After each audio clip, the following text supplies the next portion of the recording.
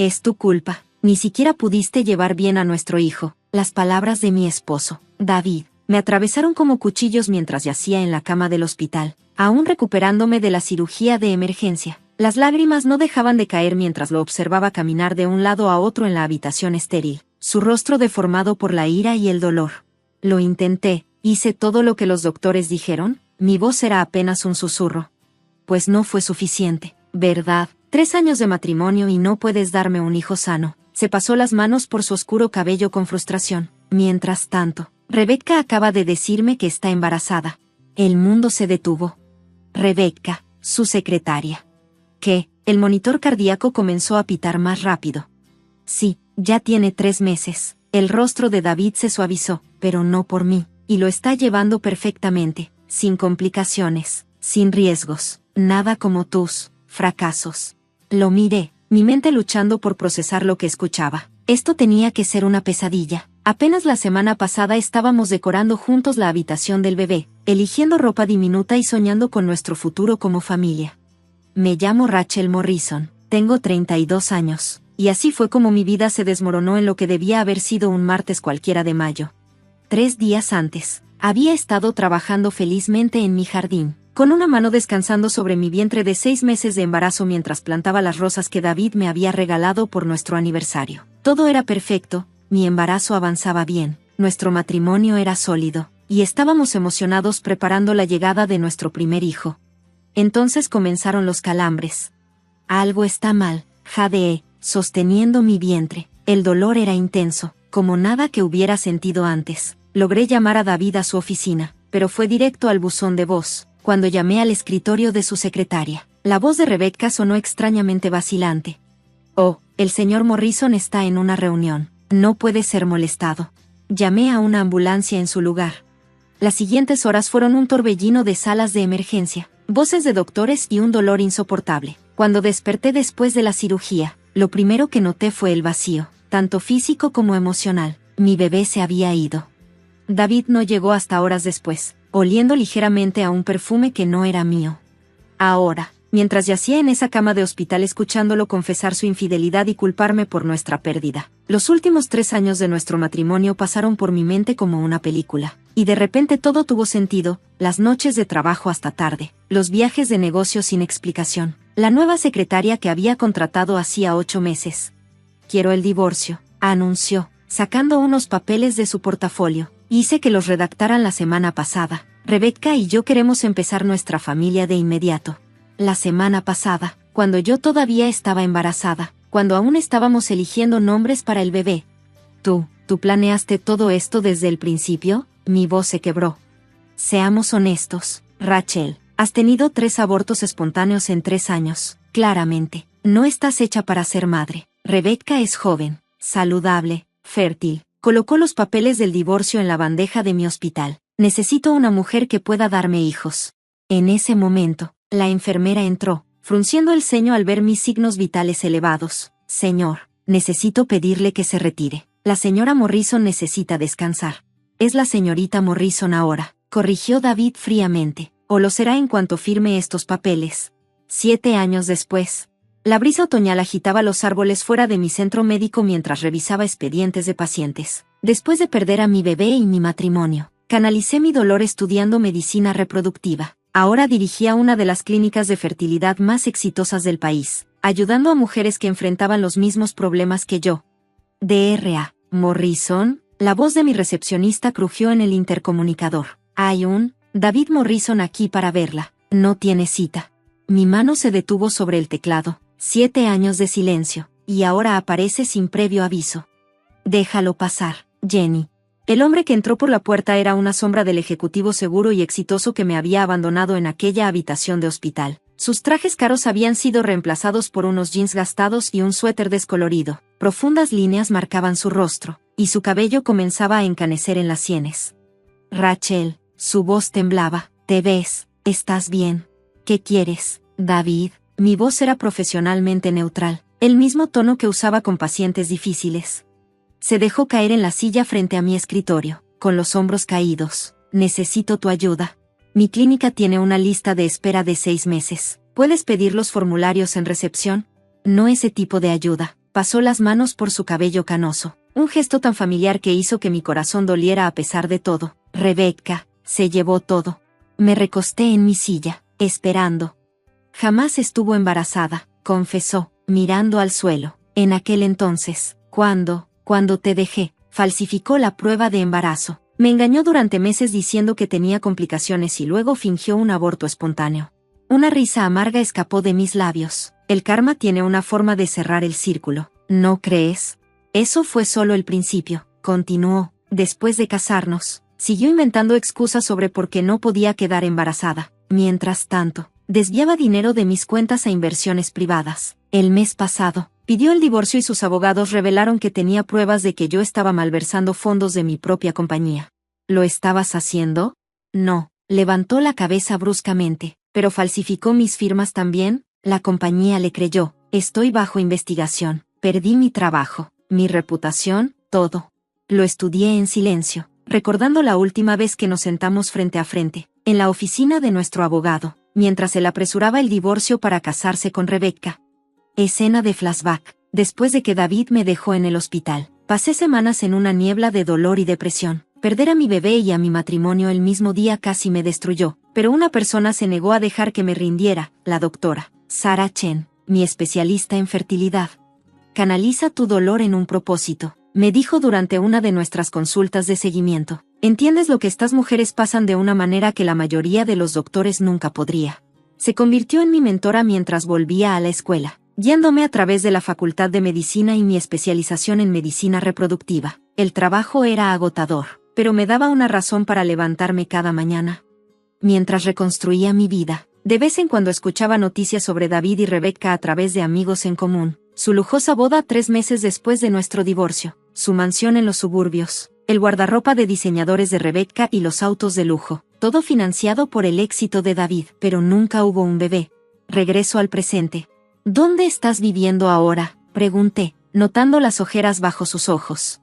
En un albergue para hombres en la calle 7, su voz se quiebra. Rebecca se quedó con la casa, los 2 autos, sus abogados fueron implacables. Ella había estado planeando esto durante años, documentando todo, construyendo su caso. Justo como él había planeado dejarme, teniendo los papeles de divorcio listos mientras aún llevaba a su hijo. Sé que no merezco tu ayuda, susurró, pero eres la única persona en la que pude pensar que podría entender, que podría perdonar. ¿Perdonar? La palabra sabía a cenizas. Me culpaste por perder a nuestro bebé, me abandonaste en el hospital para casarte con tu secretaria embarazada. ¿Quién? Sorpresa, nunca estuvo realmente embarazada. ¿Y ahora quieres perdón? Por favor, Rachel, sé que no lo merezco, pero necesito un lugar donde quedarme, solo por unas semanas hasta que pueda resolver las cosas, imploró David, con los ojos llenos de desesperación. Miré al hombre que una vez amé, recordando cómo se arrodillaba junto a nuestra cama todas las noches, hablando con mi pancita embarazada, el mismo hombre que luego me culpó por perder a nuestro hijo, el mismo hombre que había planeado su escape mientras aún llevaba a su bebé. En realidad, dije, abriendo mi laptop, te estaba esperando. Su ceño se frunció en confusión. Rebecca se contactó conmigo hace 6 meses, continué, girando la pantalla hacia él. Quería compartir una información interesante. En la pantalla había un hilo de correos electrónicos entre Rebecca y yo, junto con documentos escaneados. El rostro de David palideció al reconocerlos. Esos son de hace 3 años. Sí, cuando comenzaste a malversar dinero para financiar tu adicción al juego. Hice clic en más documentos. Rebecca no falsificó nada, David. Ella solo guardó las pruebas. ¿Cómo supiste? ¿Sobre el juego? Ahora soy parte de la junta de 3 hospitales importantes. La gente habla, especialmente de un CEO que pierde millones en juegos clandestinos de póker. Saqué una carpeta gruesa del cajón de mi escritorio. Tu exasistente Carl fue particularmente hablador después de que lo despediste por incompetencia, cuando descubrió tus pérdidas. David se desplomó en su silla, los últimos vestigios de su orgullo desmoronándose. Escena retrospectiva, 6 meses atrás. Estaba revisando archivos de pacientes cuando mi secretaria anunció la visita de Rebecca. Entró, perfectamente arreglada como siempre, con un maletín de diseño. Doctora Morrison, dijo, sentándose sin que la invitara. Necesito tu ayuda para acabar con tu exmarido. Le levanté una ceja. ¿Perdón? David no es el hombre que ninguna de las dos pensábamos que era. Sacó una memoria USB, Ha estado jugando con el dinero de la empresa durante años. Al principio, pensé que podría ayudarlo a detenerse, pero negó con la cabeza. Necesita enfrentar las consecuencias. ¿Por qué venir a mí? Porque eres la única persona que podría entender por qué esto debe hacerse. ¿Y por qué? Dudó. Te debo una disculpa. Nunca estuve embarazada en ese entonces. Solo quería lo que tú tenías. Regreso al presente. Rebecca y yo llegamos a un acuerdo. Le dije a David. Ella expondría tus crímenes financieros y de juego, y yo la ayudaría a asegurarme de que enfrentaras las consecuencias adecuadas. ¿Ustedes trabajaron juntas para destruirme? Su voz se quebró. No, David, te destruiste a ti mismo. Nosotros solo nos aseguramos de que no pudieras lastimar a nadie más. Presioné el intercomunicador. Jenny, por favor, envíalos. La puerta se abrió, y dos hombres de aspecto serio con trajes entraron. Sr. Morrison, soy el agente Phillips de la Unidad de Delitos Financieros del FBI. Necesitamos que venga con nosotros. El arresto de David fue titular en toda la ciudad, CEO arrestado por malversación de fondos y fraude. Mientras lo veía ser conducido esposado, no sentí alegría, solo un profundo sentido de cierre. Flashback, 3 meses después de que David se fuera, después de mi tercer aborto espontáneo y el divorcio, descubrí algo crucial durante mi recuperación. Mi incapacidad para llevar un embarazo a término no era solo mala suerte, como sugerían los médicos anteriores. Tenía una condición autoinmune no diagnosticada que podría haber sido tratada si se hubiera detectado antes. Este descubrimiento lo cambió todo, no solo para mí, sino para mis futuras pacientes. Regreso al presente. El juicio duró 6 semanas. Testifiqué sobre los primeros signos de adicción al juego de David, como el dinero empezó a desaparecer de nuestras cuentas conjuntas incluso antes de que terminara nuestro matrimonio. Otros testigos se presentaron, empleados de casinos, jugadores de póker clandestinos, socios de negocios. El testimonio de Rebecca fue particularmente condenatorio. Detalló cómo descubrió su adicción, trató de ayudarlo a dejarla, pero finalmente se dio cuenta de que era imposible alcanzarlo. Presentó años de pruebas documentadas, extractos bancarios, firmas falsificadas, registros manipulados de la empresa. El acusado, David Morrison, es sentenciado a 8 años de prisión federal, anunció el juez. Mientras lo conducían fuera, David me miró por última vez. Lo siento, dijo con los labios. Pero esta historia no se trata de la caída de David, se trata de lo que vino después. Mi clínica de fertilidad se expandió a un centro de investigación médica completo. Fuimos pioneros en nuevos tratamientos para mujeres con problemas de fertilidad autoinmunes. La condición que había causado mis abortos espontáneos se conoció como síndrome Morrison en la literatura médica, y nuestros protocolos de tratamiento ayudaron a miles de mujeres a llevar a término embarazos exitosos. Un año después de la condena de David, recibí una visitante inesperada. Doctora Morrison, una joven se encontraba en la puerta de mi oficina, las manos nerviosas aferradas a su bolso. Soy Lisa, la hermana de David. No había visto a Lisa desde el divorcio. Ella se había puesto del lado de su hermano, creyendo sus mentiras sobre mí. Te escucho, dije, señalando la silla. Estoy embarazada, susurró, y ya he tenido 2 abortos espontáneos. Los médicos no pueden averiguar por qué. Sus ojos se llenaron de lágrimas. Sé que no merezco tu ayuda, pero... Abrí el cajón de mi escritorio y saqué un expediente médico. Necesitas hacerte una prueba para el síndrome Morrison. Es hereditario. Mi nombre es Isabella, tengo 45 años y trabajé como contadora durante más de 2 décadas. Mi historia comenzó cuando me di cuenta de que mi matrimonio de 20 años estaba desmoronando frente a mis ojos. Todo empezó hace 6 meses. Mi esposo Carlos, director financiero de una importante empresa, comenzó a llegar tarde a casa. Al principio, las excusas eran creíbles, reuniones importantes, nuevos proyectos, clientes del extranjero, pero luego noté los pequeños cambios. El perfume diferente en su camisa, las llamadas secretas que terminaban abruptamente cuando entraba en la habitación, la contraseña nueva en su teléfono. Todas las señales clásicas estaban allí, pero me negué a verlas. Una noche, mientras cenábamos en silencio, decidí confrontarlo. Carlos, ¿hay algo que quieras decirme? Él levantó la vista de su plato, con una expresión que nunca olvidaré. Una mezcla de alivio y desprecio cruzó su rostro. Sí, de hecho, hay algo. Me alegro de que preguntes. Puso su tenedor sobre la mesa con una calma que me heló la sangre. Me voy a divorciar de ti. El silencio que siguió fue ensordecedor. Mi mente se quedó en blanco. Mi corazón se detuvo por un momento. ¿Qué? Mi voz sonaba distante, como si perteneciera a otra persona. Conocí a alguien más, alguien que me hace sentir vivo de nuevo. Se limpió la boca con la servilleta, como si estuviera discutiendo el clima. Es mi nueva secretaria, Victoria. Tiene 23 años. La habitación comenzó a dar vueltas. 20 años de matrimonio, reducidos a una conversación durante la cena.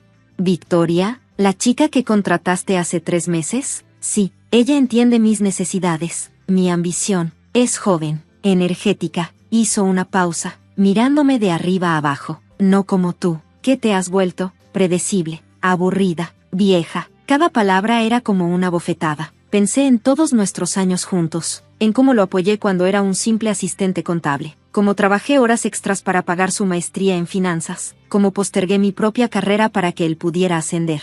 ¿Y qué hay de nuestra historia? ¿De todo lo que construimos juntos? Se rió, realmente se rió. ¿Historia? La historia es para los museos, Isabella. Yo quiero un futuro emocionante. Victoria me da eso. Me levanté de la mesa, mis piernas temblaban. ¿Cuánto tiempo? ¿Importa? Sí, maldita sea. Importa. 6 meses. Ni siquiera tuvo la decencia de parecer avergonzado. Los papeles del divorcio llegarán mañana. Mi abogado ya los tiene preparados. En ese momento, algo dentro de mí se rompió. No era solo el corazón. Era la imagen completa de mi vida, de mi futuro, de todo lo que creía seguro.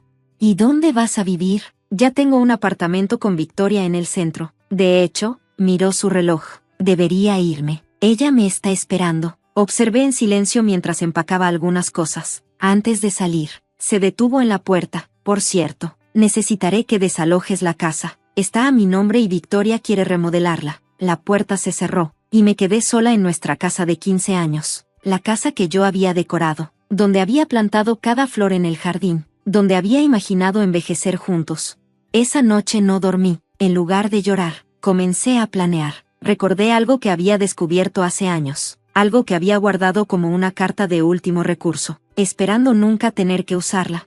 Al día siguiente, cuando llegaron los papeles del divorcio, los leí cuidadosamente. Carlos me ofrecía una compensación ridículamente baja, considerando nuestros años juntos y mi contribución a su carrera. Firmé los papeles sin protestar, para su sorpresa, pero junto con los documentos firmados, le entregué un sobre Manila. ¿Qué es esto?, preguntó, con Victoria a su lado, sonriendo triunfalmente. Mi regalo de despedida. Creo que deberías leerlo aquí mismo. Carlos abrió el sobre con desdén, pero su expresión cambió dramáticamente mientras leía. Victoria, curiosa, miraba por encima de su hombro. De repente, su rostro se puso pálido. Esto no puede ser verdad, murmuró Carlos. Oh, pero lo es, respondí con calma. Cada documento, cada transferencia, cada correo electrónico, todo está ahí. Victoria comenzó a alejarse de Carlos, su expresión de triunfo transformándose en horror. Victoria miró los documentos, su rostro cada vez más pálido. Carlos, ¿qué significa esto? Los papeles en sus manos temblaban. Eran pruebas detalladas de años de fraude financiero, malversación de fondos y evasión fiscal que Carlos había estado realizando en su empresa. Durante años, comencé tranquilamente, mientras eras el director financiero. Has estado desviando dinero a cuentas offshore. ¿Creíste que nunca lo notaría? Soy contadora, Carlos, y una muy buena. Carlos intentó mantener la compostura, pero podía ver el miedo en sus ojos. Esto es ridículo. No tienes pruebas, ¿no? Saqué mi teléfono y reproduje una grabación. Su voz, clara como el cristal, dando instrucciones para transferir fondos ilegalmente. Tengo copias de cada transacción, cada documento falsificado, cada correo electrónico incriminatorio, todo respaldado en múltiples lugares seguros. Victoria soltó los papeles como si quemaran. ¿Es esto cierto? ¿Has estado robando dinero? Carlos se aflojó la corbata, sudando. Victoria, cariño, ¿puedo explicarlo? También tengo pruebas de cómo manipulaste las cuentas para ocultar bonos y comisiones. Continué. ¿Cuánto fue el año pasado? ¿2 millones que nunca declaraste? Victoria dio un paso atrás. ¿2 millones? Pero me dijiste que apenas podías permitirte el apartamento que compramos. Me reí suavemente. Oh, Victoria, ¿realmente creíste que eras especial? Déjame mostrarte algo más. Saqué otro sobre. Estas son fotos de Carlos con su anterior secretaria, Sandra, hace 2 años. Y aquí está con María, la secretaria antes que Sandra. Parece que tiene un patrón. Victoria arrebató las fotos. Sus ojos se agrandaron con cada imagen. Me dijiste que nunca habías estado con nadie más. Victoria, por favor. Carlos intentó alcanzarla, pero ella retrocedió. No me toques, eres un mentiroso, un ladrón. Me senté cómodamente, observando cómo su perfecta nueva vida se desmoronaba. Por cierto, Carlos, envié copias de toda esta información a la junta directiva de la empresa. Deberían estar recibiéndolas. Ahora, su teléfono comenzó a sonar frenéticamente. Lo sacó de su bolsillo, sus manos temblando tanto que casi lo deja caer. Dios mío, murmuró, mirando la pantalla. El presidente de la junta. También alerté a la oficina de impuestos. Añadí casualmente. Están muy interesados en revisar tus declaraciones de los últimos 10 años. Victoria agarró su bolso. No puedo ser parte de esto. Me voy. ¿Irte? ¿A dónde? Carlos parecía perdido. Vivimos juntos. Ya no, gritó ella. No voy a arriesgar mi carrera por un mentiroso y ladrón. La puerta se cerró de golpe detrás de ella. Carlos se derrumbó en una silla, toda su arrogancia anterior desaparecida.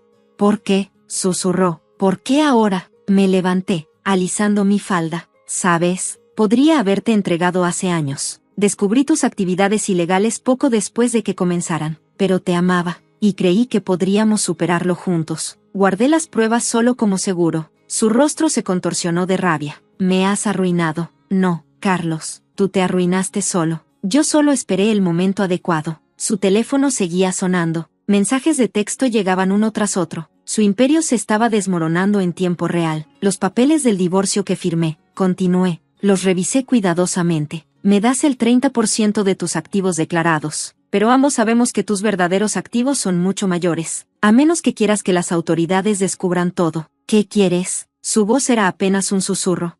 Quiero el 70% de todo, los activos declarados y los no declarados. Y la casa se queda conmigo. Eso es extorsión. No, Carlos, eso es justicia. Firma los nuevos papeles del divorcio que mi abogado preparó, o las autoridades recibirán el resto de la evidencia. Mientras firmaba con manos temblorosas, pensé en todas las noches que había pasado sola, en todas las mentiras que había tolerado, en toda la humillación que había soportado.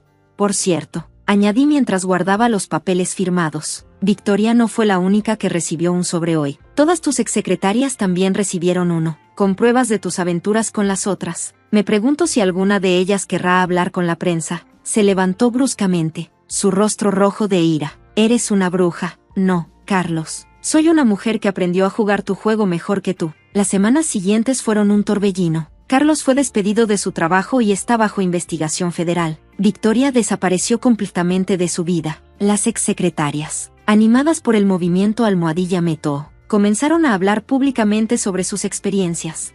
Mientras tanto, yo me quedé con la casa, una generosa liquidación y la satisfacción de saber que la justicia, aunque tardía, finalmente había llegado. Un año después, mientras disfrutaba de mi café matutino en el jardín que tanto amaba, recibí un mensaje de texto de un número desconocido. Era Victoria.